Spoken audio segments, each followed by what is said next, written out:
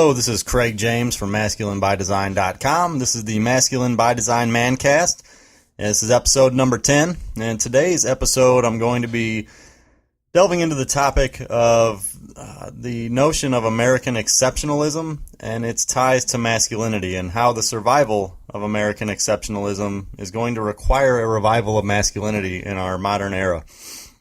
And so before I get into the main points of the podcast today, I just wanted to ask everybody listening. One, I want to thank you for your support. Two, I want to ask everybody listening to make sure you please go to iTunes and leave me a positive review for this podcast. If you enjoy what you're hearing, if this podcast is impacting you or educating you, motivating you in some way to better yourself, progress as a man, to achieve your potential, I just ask you to please go to iTunes, leave me a 5-star review. Let me know what you like about the podcast. It really will help get this podcast out to the masses, help my search rankings within iTunes, and just make sure that I get this message to as many men as possible who need it, who are suffering in a silent desperation as they go through their lives.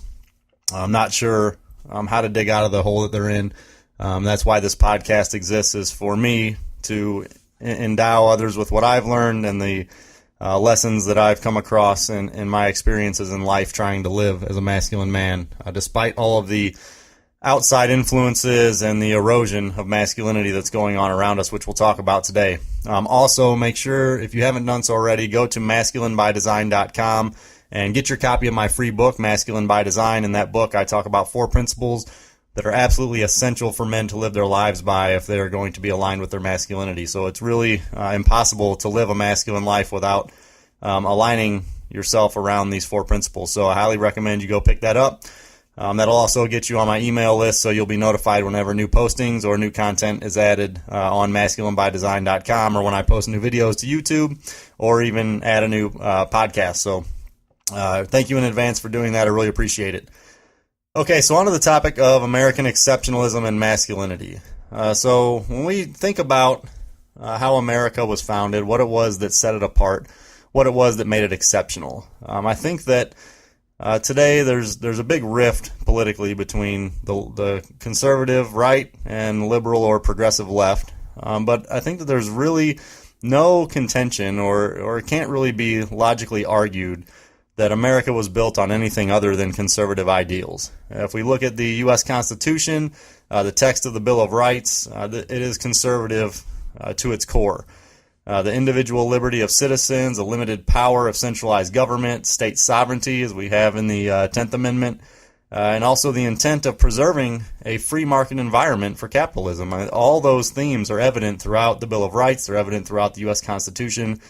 And if you read up even further, like the Federalist Papers and different writings of the founders, you can see this theme of individual liberty, freedom, capitalism, state sovereignty, limited power of government.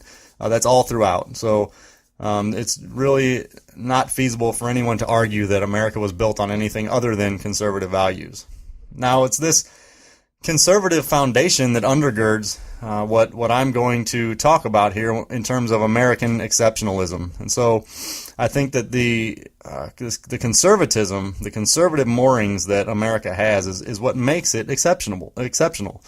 It's distinct from other nations. You can look around the world even today, and this was true back in the 1700s when our founders were putting our system in place here in America, our constitutional republic. But you look around the world today and at that time and all the times in between, and the vast majority of countries around the world, they are not free. They're run by some form of socialism or some degree of socialism, or even all the way up to communism, as we can see in China and in the USSR and Russia. So a conservative foundation is truly exceptional. A capitalism marketplace, a country that is run on capitalism economically, it really is exceptional. It's rare. America, even with all of its regulations and sticky points today in terms of the government interfering with the market, it's still the freest market in terms of any country that exists today. So it is still exceptional, even though that exceptional nature has been eroded to a certain degree. And so this exceptional societal structure that was built on conservatism, it was intentionally crafted by our founders. It was intentionally put in place as what is known as the great experiment that is America. These men, they could have modeled American government after the governments from the countries that they fled. But obviously that was kind of irrational. I mean, they were fleeing their countries for a reason, so they weren't going to think it a natural conclusion for them to go ahead and model America's governing system off of the countries from which they left. They obviously saw inherent flaws that motivated their flight from those countries. So they were looking for something that was superior, that would take perhaps all of the good things from the countries that they left, and get rid of all of the things that hindered the personal freedoms of the populace, namely in the marketplace and within places of worship, and how they worship their gods, particularly not having a state-controlled religion. And so America was founded on the assumption that every man, every woman should be free to pursue their own idea of happiness, as free from government interference as possible. Now, obviously, government still serves a purpose, even in the most conservative governments, because there has to be the order of law. There has to be law and order. If there's not law and order, then you have chaos, you have anarchy. And so there has to be at least some interference from the government in terms of keeping civility, keeping the peace, keeping people safe, but it should be limited.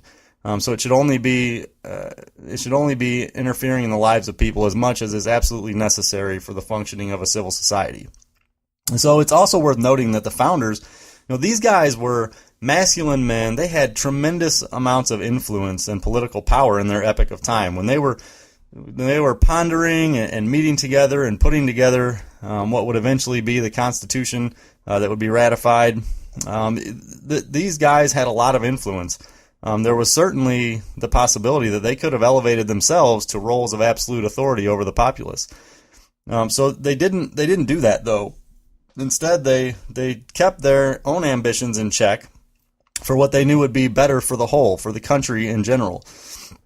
And so they implemented a constitutional republic in which all men could have the most control possible over their prospective destinies. So, these guys were noble. They were virtuous. These are things that masculine men should be and should be today, not just then. They didn't pursue going after personal power over the betterment of everybody else, of the whole. They were selfless individuals, and that's to be commended. And so when we look at the Bill of Rights, this is an integral component to this overarching conservative vision that our founders put in place. So we have to remember too that the Bill of Rights doesn't exist as a means of giving the government the power to give rights to us, to the citizens. The Bill of Rights was put in place as a measure to take government out of the equation. So if you look at the whole of human history, the most prevalent enemy of the rights, the God-given rights of people, is always a government, particularly a tyrannical government. And so the Bill of Rights exists to guarantee, in the most strongest way possible, that our government cannot become tyrannical. It cannot usurp its proper boundaries and start interfering with the rights that we have as people, as people made in the image of God. And so this premise was in direct opposition to a lot of the things we see today. This conservative premise was in direct opposition to the federal government having these rights to grant special privileges and rights to individual groups or even individual citizens. Our founding principles weren't predicated on allowing representatives in government to take hard-earned money from productive citizens and redistribute it to less productive citizens in order to bribe them of their votes. We see that all the time, where we have this class warfare going on, where politicians promise to enact legislation that's going to, punish the evil rich people and give it to the people who, have less, which in many cases are people who are unmotivated. They're not willing to do what it takes to progress and to make themselves better, to make themselves more valuable for society. And so, again, as I talked about earlier, a lot of this conservative structure that was put in place, this structure that propelled America to superpower status in an insanely fast amount of time, in record time. And no country has ever gone from its founding to a superpower like America did in such a short time span. But a lot of that has been eroded away. And just a few examples, and we see regulations that favor large corporations and stamp out free market competition. These regulations designed to keep smaller, leaner, more innovative operations from being able to compete with the larger larger corporations that already have a big share of the marketplace. We have owners of private companies that are being sued out of business simply for refusing to provide services that would violate their consciences. The government has taken sweeping control over healthcare. It's eliminated personal choice. It's mandated the purchase of insurance and only a few select plans for every single citizen, and has put a fine or an additional tax in place for those who try to use their own freedom to not get involved with an insurance that they don't need or that they don't want or that's too much for them in terms of cost and or the benefits that it would provide. And then there's this concerted effort, mainly by the political left, where they want to silence anyone who dare articulates ideas that challenge their own or that might hurt their feelings. Sometimes the truth does hurt feelings, and that's why the First Amendment exists, is so that all speech is protected, even the speech that we may not agree with. In order for ideas to be put out on the marketplace and to be tested and to be debated, they have to be able to be spoken. Cutting the tongues out of people who might have a differing viewpoint or might have a dissenting viewpoint is not the way that we arrive at truth. And then we have a massive welfare state that basically takes care of people and mitigates the consequences of their poor life choices. It encourages people to be dependent upon government assistance for their livelihood. And so I could give a whole lot more examples here, but I think the point is clear. Americans are not exactly free anymore, or at least certainly no longer as free as they were intended to be by our founders, to pursue happiness on their own terms with minimal interference from government. Today we're more only free to pursue our happiness as long as it's done within the confines the government has placed around us that we have to operate in. So, I want to think about, what happened here? How did we regress from a free society to one where citizens are willingly handing over freedoms in order to be subjugated by those in power under the false pretense that they're gaining some measure of additional security in exchange? And so there are a lot of factors at play here. I don't pretend to be one with all of the answers. There are a number of factors. It's a complex issue. But I will contend that the primary underlying cause of the social and economic powerhouse that is conservatism being overrun by progressivism is the separation of men from their masculinity. I believe that masculinity is a prerequisite for political conservatism. The men who founded America, they were masculine men, and I'm going to go through exactly what that means here, so that way there's no ambiguity about what I'm talking about, because masculinity is required for conservatism in order for it to be successful, and I believe in order for America to maintain its exceptional status, it's going to require men to return to their masculine roots. A revival of masculinity is going to have to take place. Now, masculine men, they understand the value of competition and the free exchange of ideas.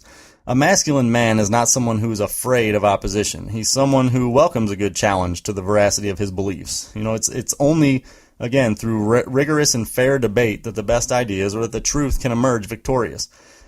And so masculinity the First Amendment is masculine. It's something that we should embrace, that all ideas should be given the opportunity to be put out there. There's no speech that shouldn't be protected. Now actions are a different thing, but mere speech does not harm anybody. And even if it does maybe harm somebody psychologically, it hurts their feelings, that's too bad. People need to gain a little bit thicker skin and get over it. I mean, these snowflakes who have to go play with Play-Doh and color in coloring books because they hear an idea that is a little bit foreign to them or doesn't agree with their worldview, I'm sorry, I don't have any sympathy for such people. They're free to combat the ideas that are being levied in their direction, and they can explain why they're wrong. That's the free exchange of ideas. And that's why you don't see the attempt to silence opposition from conservatives, because in general, conservatism is masculine. The masculine men who are conservatives are not afraid to have their ideas challenged. They welcome the opportunity to debate their ideas because they, A, want to arrive at the truth in many cases, and B, are perfectly comfortable defending the conclusions that they've drawn. Again, another thing, masculinity encourages self-sufficiency. And what I mean by self-sufficiency is the ability to care for oneself, but also the ability to use the skills and value that you have in order to earn wealth or accumulate private property. And so the reason that's important is because we need people who are driven and who are motivated to provide value to society. That is how a society flourishes and grows and expands and advances. This is the main crux of capitalism, and why it is so powerful is because as men are free to pursue their own happiness and to use their skills and their knowledge and experiences in order to help others, they also gain a monetary benefit from that. And so the more a man can learn to provide for society, the more money he can expect to make in general. And so that's a motivator for him. That's a motivator for him to continue learning, to continue gaining value that he can put back into society so he can get a return for that. And I think in regards to that, men that refuse to provide value and who are lazy or refuse to work, they deserve to earn proportionately less wealth, and that should play out. So, self-sufficiency requires that every man look out for his own family, his own needs, his own provisions. If he is willing to put his nose to the grind, work hard, learn, gain additional value in terms of his skills, knowledge, and experience, then he deserves to be compensated for that because he's providing additional value to society. And men who won't, they don't deserve to gain any value from their laziness or their refusal to work. And so we see this, when masculine men mold a society, we have a work ethic, or we see work ethic that is viewed as a virtue that is embraced, while refusal to work is considered shameful. An able-bodied man should work. He should be willing to work to provide for himself and the needs of his family. If he won't work, he doesn't deserve monetary compensation. He doesn't deserve to eat. His hunger is on his own head. Every man, with few exceptions. Now, granted, there are men with disabilities or mental handicaps, and I believe that it is a masculine man's responsibility and duty to do what he can to care for such people, within society, both within his family and without. But people who just simply refuse to work, they don't deserve much help from other people. They've been born with value. They've been born with skills. They've been born with gifts that they've been given and certain abilities that they're holding back from everybody else by refusing to work. Every man has something of value to offer the world, whether through the work of his hands or through the application of his intellect. And so it's for him to deny the nurturing of that and using it to better society. He's doing it not only a disservice to himself, but he's harming society. And so this should be discouraged. Masculinity views personal responsibility as a societal strength.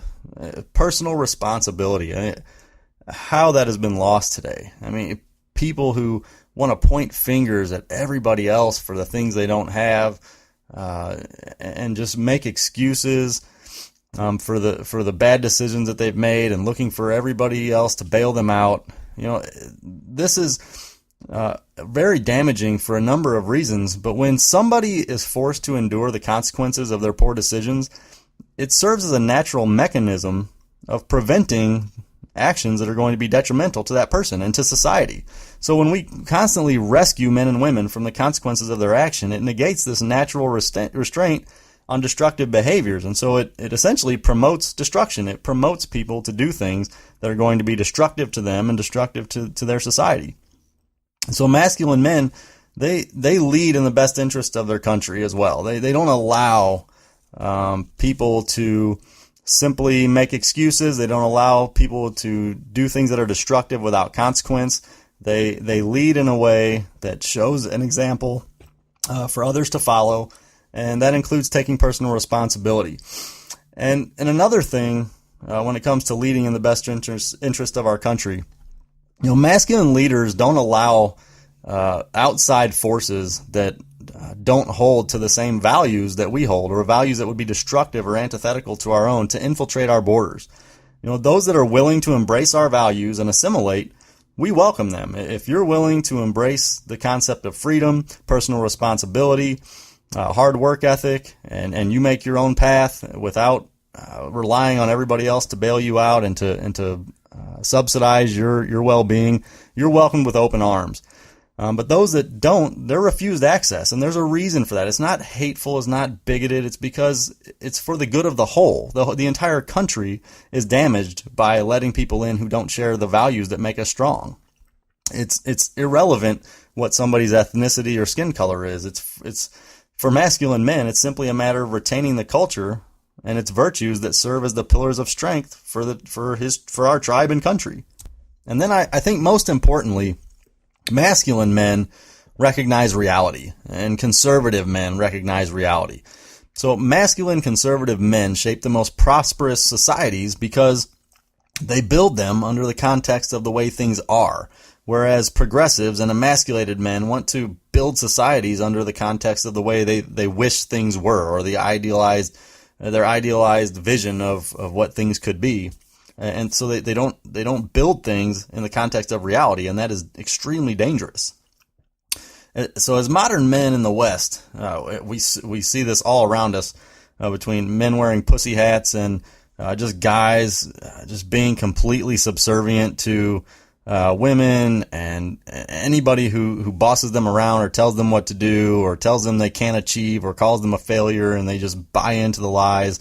They repress their masculinity. We see this in the West with an increasing degree almost on a daily basis.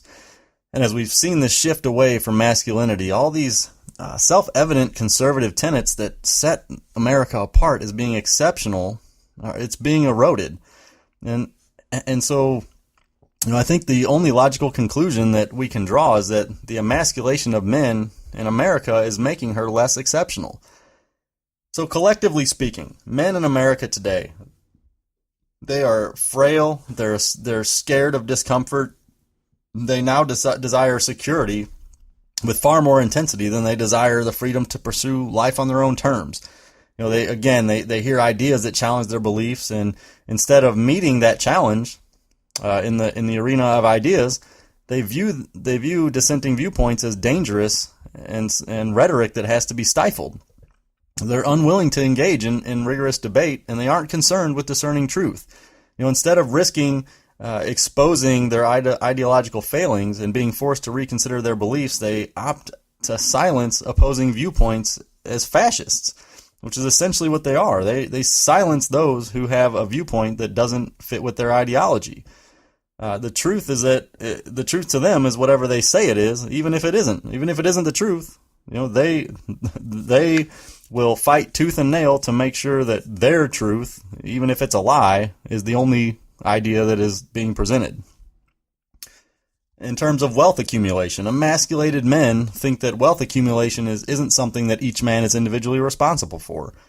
He thinks that it's the responsibility of the collective to ensure that the needs of every man is met. This includes the needs of individuals who are completely able-bodied. They're able to work. They simply choose not to because the massive welfare state exists in which they can live a fairly comfortable life without ever lifting a finger to better themselves or to provide value to society. The emasculated men among us think that that's okay for them to do that, and that it should be our responsibility as the collective of Americans to take care of such people. And it's completely bogus. It's destructive to a society. This mindset, it's a leech on society. And not just that, it kills a man's inner drive for progress. It's directly responsible for millions of Americans who today are choosing not to provide any value to the world, or very little value, in favor of living off the backs of those who do, living off the backs of the productive people who are providing the value. And so droves of would-be producers are being incentivized into becoming freeloading consumers. They get dependent upon the work of others to live and have all their needs met. And so they no longer have this discomfort that would motivate them to work at increasing their value to society. This is common sense that such a thing is destructive to any nation. Not only is it destructive to a nation just like America, but it's also a disservice to every citizen that's lazily and purposely drifting through life that would otherwise be forced to face some discomfort and use it as motivation to better themselves, to seek out pursuing their potential and to provide more value for society where everybody benefits. We also see the emasculated men in America today allowing their feelings of compassion to drown out the application of sound reason. You know, they kind of their first impulse is to help everyone in need, regardless of what their need is, or maybe the fact that they have a need because they made some bad choices. Their first impulse is to bail them out without question. They consider whatever implications might come about from their bailing them out later on. It's not something that's considered as a first thought, as it logically should be. They see laws and legislation that come out that might limit charity towards citizens or welfare towards citizens or even non-citizens, and they decry these as being immoral or un-American. I don't fully understand how laws that are put in place in order to keep those who are not even citizens from taking our resources and using them for their own benefits as being un-American, but the left does not always act in a logical manner. And they carry this idealistic view that all people are inherently good, and they're just seeking an opportunity for better prospects, to become productive members of a free society. And so they think everybody has good intentions. Everybody who's coming here only has the best intentions for themselves, and they want to better themselves. They want to benefit the country, and so they should be allowed here, no questions asked. It's also inconceivable to them that those who are from impoverished countries might possibly consider coming to America with the intention of sucking at the teat of our welfare money. You know, which, if you look at the welfare programs we have in place, people in America who are living completely off the government live hundreds of times better in terms of the money that they receive on a yearly basis than most countries in the world from which people today are trying to immigrate from, be that Mexico or anywhere in the Middle East. So when we look at what masculine men how they might view this situation, you know, we temper our compassion for humanity, not because we're not compassionate, but because we understand that you need to apply logic and reason with compassion. Just simply acting on compassion alone can get you in a lot of trouble and can hurt everybody a lot worse if you act than if you don't in many situations. So masculine men are aware that our resources are finite, and the decisions that we make have far-reaching implications a lot of times. And so these implications have to be considered. You know, we have to use logic, and if you do, you can only conclude that we can't open our doors to everybody. If we open our doors to everybody and take care of everybody, we're eventually going to be able to provide for nobody. We only have a certain amount of resources. We don't have the resources to provide for every single person who may want to come here. And so we have to limit that. That's logical. It's reasonable. Even if we don't like it, even if we wish we could help every single person that wants to come here, whether they want to be productive members of society or not, it's not feasible. And so we temper our compassion with logic and reasoning, and there's nothing wrong with that, because again, we're looking at the totality of our decision. And if by limiting some people from coming here, we better take care of the people who are already here, that's moral in and of itself. And we look at emasculated men, progressive men. They're idealists. They reject this notion that humans are inherently sinful. They think that we can achieve nirvana if we'll only share enough love and compassion with the world. You know, I hear these guys that go on talk radio, or even get interviewed on different news stations, and they really truly believe, and these are people who you might otherwise think are smart. They truly believe that those in other countries who have vowed our destruction, whether it be ISIS, Iran, or whoever it might be, that have vowed destruction of America or American citizens, they're simply in need of a little more financial assistance or a little more love, a few more hugs, that would, if they receive that, it would encourage them to change their evil ways. You know, I think all these Death to America chants are simply just a cry for help. You know, how stupid can you be? You go and try to give hugs over there. See how long you last. I don't think you'll make it 5 minutes. And emasculated men, they self-destructively refuse to recognize reality. They've had their masculinity repressed, and so they build these societies in which productive members are increasingly disincentivized to provide value to society by using their skills, by creating, by solving, by innovating, by working, providing value to others. These emasculated men are fighting for legislation that takes the hard-earned wealth of people who are producing value and those who are employing hundreds, thousands, or even millions of people, and they're taking their money in order to redistribute it to people who are unproductive, who are choosing not to make themselves more valuable, or at least not to share their value with the world. And it's all done under this emotive banner of fairness or equality.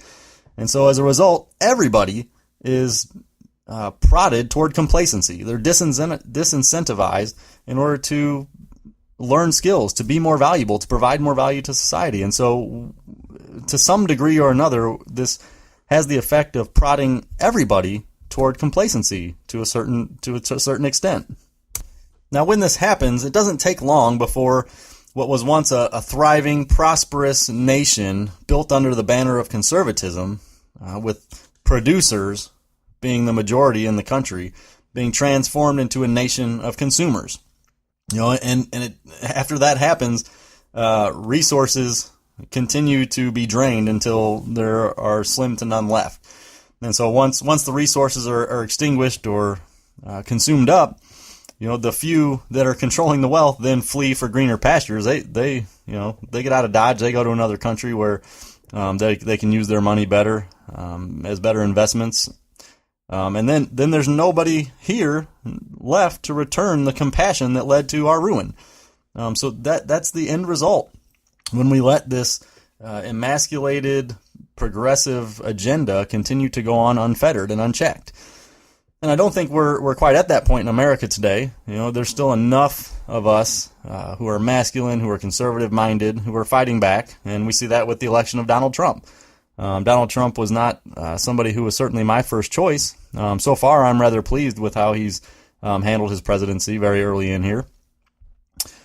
But he won because there are enough people who are conservative-minded and masculine-minded that they were unwilling to vote Hillary Clinton in. They stood up and said, no, we're not allowing this class warfare and continuing to take from the haves and giving it to the have-nots who are not providing value to society. We want somebody in place who's going to encourage people to better themselves, to provide value, to go after the American dream. And so this distinction between conservatives and progressives, it's been clear for most of American history. You can see it even before America, throughout world history. But what's often ignored is this correlation that I see between a country's political leanings and the state of masculinity among its men. To me, it's clear that a free and prosperous society can only sustain itself if it holds fast to the masculine virtues that are pillars of conservatism. But what happens? So what are the circumstances that make the emasculation of men happen? Or what has fomented this emasculation of men in America? And so I've written about this a little bit on masculinebydesign.com. You can go there and read my posting that's titled Mining Out Your Diamond of Masculinity, where I go into some of the dynamics at play in terms of how a man, from the time he's just a child, is surrounded by emasculating influences and different ideas and philosophies and authority figures that teach him to repress his masculinity. So you can read that. But that's more of a microcosm of the bigger picture. What we see in terms of how a man on an individual basis has his masculinity stripped from them. That's really just kind of like the branches that extend out from the tree of emasculation that nourishes them. The roots that nourish the tree come from our lost culture that's increasingly not concerned with truth, deathly afraid of discomfort, and again, being prodded toward complacency. And not even just prodded toward it, so many people that are now content with complacency. And we have to kind of look too that look at the fact that with the peace and prosperity and the comfort that we have here in America, that also puts us on a path of complacency. And now I am somebody who has to fight complacency in my own life, and I believe that it self-sabotages a man's masculine power. We can't be complacent. We have to always be striving for more, always be learning, adding new skill sets to our repertoire. Finding ways to be more valuable to ourselves, to our families, to society. But it's hard. We have so many luxuries around us. We have the internet, smartphones, air conditioning, endless entertainment on television. We could be distracted for months or years on end, and many are, with little trouble if we're not careful. But the men that settled America, that they were completely different than that. They were anything but complacent. These were guys who were hardened in mind, body, and spirit. They left the country that was all they had known in many instances to escape the oppression and despondency that they were experiencing there. They wanted to get out of that despotism that had infiltrated Europe. And so, you see what they were dealing with in their home countries. They were taxed heavily. Religion was state governed, where they had to worship how the state told them to worship and who the state told them to worship. The wealth in their home countries were held by a tiny subset of elitists that controlled everything. They pulled all the strings in government. They controlled the economy. And so these guys were hardened. They said enough, and they came to America. They were willing to risk everything for the chance of a better life. When they came here, there weren't any welfare or entitlement programs that they could take advantage of. Their financial security was anything but guaranteed. They were coming here with the most likely scenario that they were going to have a very hard life from that point forward and not be financially prosperous. They were leaving civilization to come to a land that had no infrastructure. The infrastructure here was nothing like they would have been used to from where they left. They would have to build their own homes, grow their own food, make their own clothes, construct their own roads, defend themselves from Native Americans or even other settlers who were coming over there with them. They didn't have government or a set of laws or law enforcement in place. So, there was a lot of risk in coming over here. They were coming over here to create their own fate, for better or for worse. These were masculine, strong men. And again, not just strong physically, strong in mind, body, and spirit. These were guys who were willing to risk it all, and in order to be in control of their own destinies. They believed the freedom to work, create, and accumulate private property was something that was worth the risk, particularly to be able to do that with little or no interference from government. They saw that America was the final frontier that such freedoms could be sought. America was one of the only places that had yet to be developed when the settlers started coming here. And so, they could look around the known world at that time, and there wasn't a place, as far as I'm aware, where freedom was running rampant, where capitalism had taken hold, and where people were free to pursue happiness on their own terms. And so they saw this land as being a beacon of hope. It was the last opportunity for them, and they could come here and have that opportunity. And to them, that was worth it. Getting away from the perceived protections that government, who really was tyrannical over them, provided, was enough for them. They said, screw that. I want freedom. Give me liberty or give me death. So they were willing to endure this prospect of extreme hardship if it meant being able to pursue their life's ambitions on their own terms. And, when we look at our complacency that we have in America today, I think that we've largely forgotten what it is that the founders and the patriots who came here before us fought and died for. As America rapidly ascended to this level of prosperity that's really unparalleled in the history of human civilizations. We've seen, as we've gotten complacent and comfortable, our country has diverged away from the conservative principles that made us exceptional. We've exchanged individual liberties for perceived security, and that trend is directly responsible for the problems we have today, for the expansive government programs that make it possible for people to live completely dependent upon the tax dollars redistributed by the producers of society to the non-producers by the government. food, medical care, education, housing, everything's paid for. And I don't mean to paint all of those things as bad. They're certainly not. But we've made it. We've gone to such a degree in that direction that people can take advantage of all of these programs to the point that they are simply consumers. They produce little or nothing of value to society, and they're able to live more comfortably just living off of the government, which, again, that's living off of the producers, than a majority of humans on planet Earth. They have better lives than the majority of humans on planet Earth doing nothing, providing zero value or little value. And if you think about how these people live today compared to those who settled America, their lives, men today who live off the government have lavish, luxurious lives compared to the lives that the men who came here and settled America had. Now, during the 20th century, we had a few events that kind of snapped people back to reality, snapped men back to their masculinity. And we haven't had that for a long time, I don't believe. In the 20th century, we had World Wars I and II that again snapped men back to their masculine reality. They had to endure war and discomfort and conflict and uncertainty, and that hardens men. That by default makes us more masculine.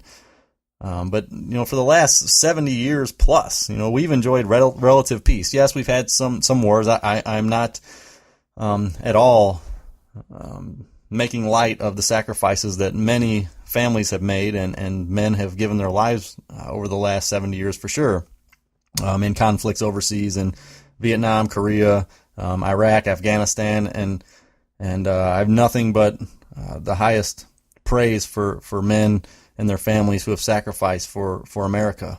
But the wars that hardened, what we call now the greatest generation, and even their parents, it's little more than text filling the pages of history books. We can't really relate to that. Men today can't relate to the hardness of wars or the hardship of war that generation endured.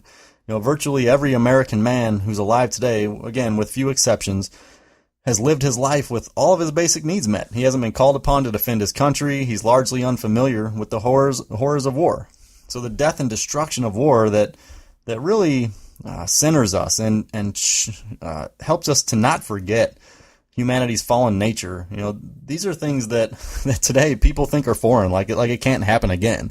Like the world wars or something that happened in a time gone by. I was talking to somebody in my family, one of my brothers-in-law, a while back, and he made a comment that essentially was saying that the world wars happened because of this barbarism that Hitler and Stalin and others were engaged in, but this barbarism was before humanity had evolved to this new era of civility. So in his mind, this is something that can't even happen again, and how laughable that is, but he's not alone. I mean, we've gone through such an era of peace, relative peace, where men today take it for granted. They don't have any idea what it's like to live through such a crisis. So, and just on a more basic fundamental level, American men today, they wouldn't know how to build a shelter for their family, grow their own food. Or most men today, I would even venture to say, can't even effectively use a firearm to defend against physical threats. So if a crisis happens, they wouldn't, even if you gave them a gun, they wouldn't be able to defend their family.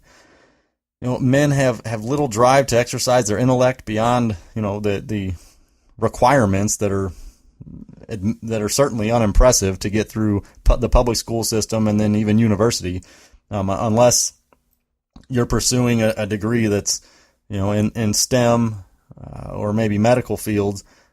You don't have to work that hard in university. I have a electrical engineering degree, and I saw the difference between the rigors of my studies and those of most of my peers, and I can tell you that there is a vast chasm between the amount of effort and intellect required to get through a STEM degree versus getting through becoming a teacher or a nurse or certainly a business degree or those kinds of things. So it's not that hard to get through school, and so many men think, they graduate high school or even got a college diploma, and so they think they're smart, but it's really not that impressive. Our school system is pretty dumbed down, and it's really more a measure of your ability to be compliant with their requirements than it is how smart you are.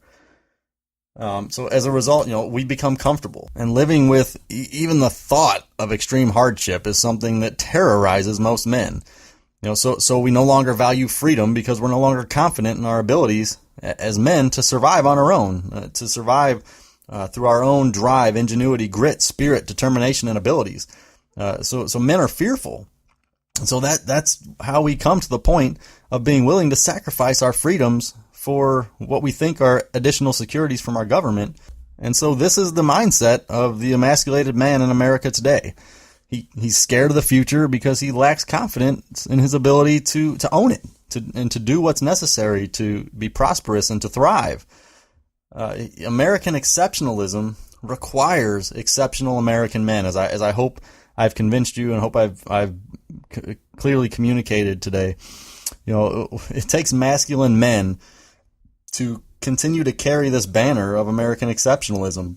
And if men continue to allow themselves to be emasculated and to go away from the conservative virtues and principles that define American exceptionalism, then that concept is going to die. It is going to die a slow death, but it will die. The crop of emasculated progressive men that are being churned out of today's public school system and universities, they're not exceptional. They are just like men in every other country. They're men who look for the government to provide for them. They don't take responsibility for their actions. They don't use logic and reason when they make decisions or when they think politically about things. Again, the world is full of men who are content living under socialism. They're like these helpless baby birds with their mouths open, waiting for the scraps to be regurgitated and spit out to them. There's nothing exceptional about wanting to be dependent upon the government or anybody for your well-being as a man. It's pathetic. So freedom, personal responsibility, individual liberty, capitalism, these are the exceptional conservative ideals that make America great. When Donald Trump talks about making America great again, those would be some pillars that he should be focusing on. The main pillars: individual freedom, personal responsibility, individual liberty to pursue business, life, whatever it is, on our own terms, and capitalism, free market capitalism, getting rid of all the regulations that stifle competition and just drive prices up and kill innovation. So it's not a coincidence that these pillars are aligned with the ideals of masculinity, because American exceptionalism and masculinity cannot exist without each other. They require each other. So yes, American exceptionalism today, it is flailing. Its survival is threatened, but I believe there's hope, and it lies with the revival of masculinity among men that are in America today. And so I hope that this podcast has motivated you, or at least educated you, on the need for us to continue to work towards connecting men with their masculinity, and to not take for granted what we have here in America, because she is exceptional. Even with the erosion of that exceptional nature, she still is exceptional. We should still be extremely proud to be in America, which still is a beacon of hope, a beacon of light, a beacon of freedom compared to most, if not all, other countries on earth. In order to do that, I hope that, again, you would go to iTunes, search for the Masculine by Design Mancast, leave me a positive 5-star review. Again, that'll help get this podcast out to as many men as possible, and get this message of masculinity out, and hopefully bring more men back to their masculine roots, bring America back to her exceptional roots through that. So thank you again for listening. Be sure to go to masculinebydesign.com to make sure you stay up to date with all the latest content that I'm posting there. Thanks for all that you do, all the support you provide. I would really appreciate if you would share this podcast with your family and friends on social media and otherwise. Until next time, this is Craig James from masculinebydesign.com. I'm out.